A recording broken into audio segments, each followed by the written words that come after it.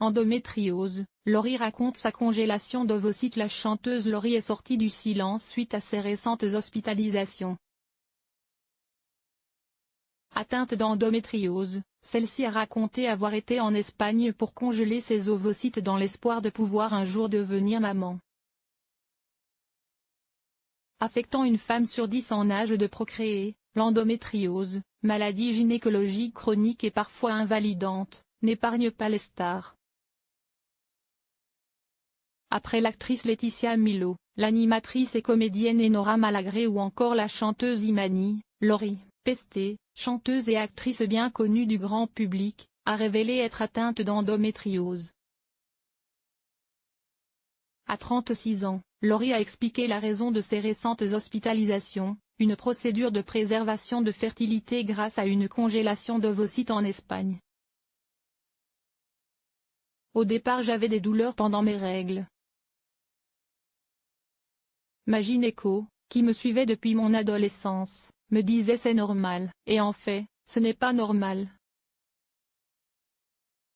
Un jour, j'ai fait une grossesse extra-utérine, mon gynéco a dû m'opérer d'urgence. C'est après cette opération que l'on m'a dit ça tout simplement, voilà, tu as de l'endométriose.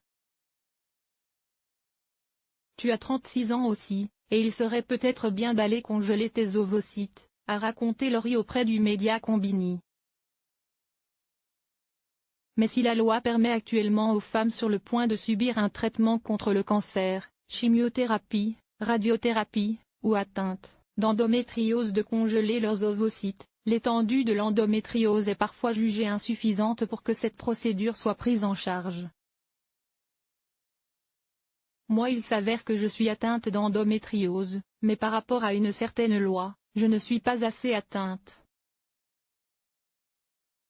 J'ai donc dû aller les congeler en Espagne, a ainsi expliqué Laurie Pestet, non sans regret. J'étais assez perdue, je suis allée voir sur internet, il y avait de tout et de n'importe quoi. Des cliniques plus ou moins sérieuses, plus ou moins chères aussi, a-t-elle poursuivi. Un témoignage pour appeler les femmes à ne pas trop tarder. Celle qui joue actuellement dans la série Demain nous appartient donc aller en Espagne, sur les conseils de l'équipe médicale qui la suit en France. Au micro de Combini, elle a détaillé ce parcours éprouvant. Pendant 12 jours, on doit se faire des piqûres d'hormones. L'état d'humeur passait de chaud à froid, de noir à blanc, je pleurais pour un rien, c'était assez fort. On doit faire des échographies et des prises de sang à peu près tous les 2 jours. Et après on envoie tous les résultats à la clinique, et c'est eux qui nous disent on y va, on vous opère dans 2 jours. L'opération dure à peu près un quart d'heure, sous anesthésie générale, et on ressort 2-3 heures après. J'ai décidé d'en parler aujourd'hui parce que je me suis rendu compte qu'il y avait énormément de femmes qui étaient dans le même cas que moi. Et que c'est un sujet qui reste encore tabou.